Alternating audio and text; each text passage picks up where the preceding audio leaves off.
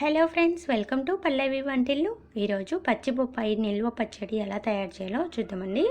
ముందుగా పచ్చి బొప్పాయిని తీసుకొని బాగా కడిగి పెట్టుకోవాలండి. ఇలా కడిగి పెట్టుకున్న బొప్పాయిని పైన గ్రీన్ పార్ట్ అంతా తీసేసుకోవాలండి. ఇలా స్కిన్ మొత్తాన్ని చిన్నగా స్లోగా తీసేసుకోండి. ఇలా తీసేసుకొని సైడ్స్ కట్ చేసుకోవాలండి. ఇలా సైడ్స్ కట్ చేసి చిన్న చిన్న ఒప్పలుగా కట్ చేసుకొని లోపల ఉన్న గింజలు కూడా తీసేసుకోవాలండి. అలానే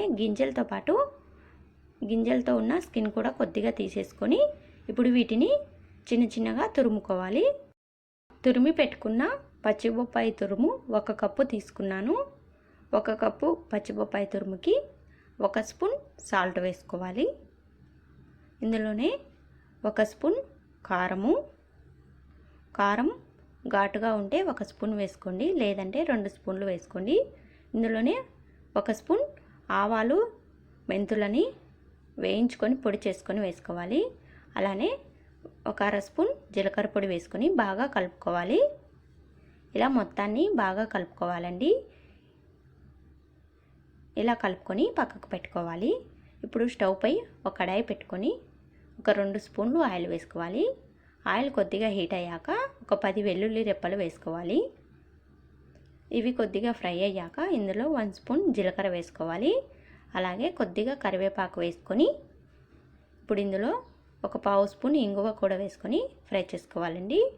ఇప్పుడు ఇవన్నీ బాగా ఫ్రై అయ్యాక ఇందులో మనం ముందుగా కలిపి పెట్టుకున్న బొప్పాయి తురుము వేసుకొని బాగా కలుపుకోవాలి.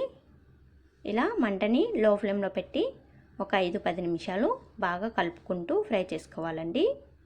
ఇలా కలుపుకుంటూ ఫ్రై చేసుకొని ఈ చట్నీలో ఉన్న ఆయిల్ అంతా పైకి తేలేంత వరకు ఫ్రై చేసుకోవాలండి.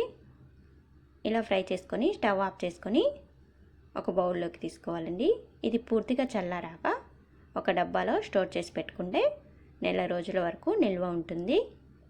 వేడివేడి అన్నంలోనికి చాలా టేస్టీగా ఉంటుందండి. ఈ వీడియో మీకు నచ్చితే లైక్ చేయండి, షేర్ చేయండి. పల్లవి వంటిల్లు ఛానల్ని సబ్స్క్రైబ్ చేసుకోండి.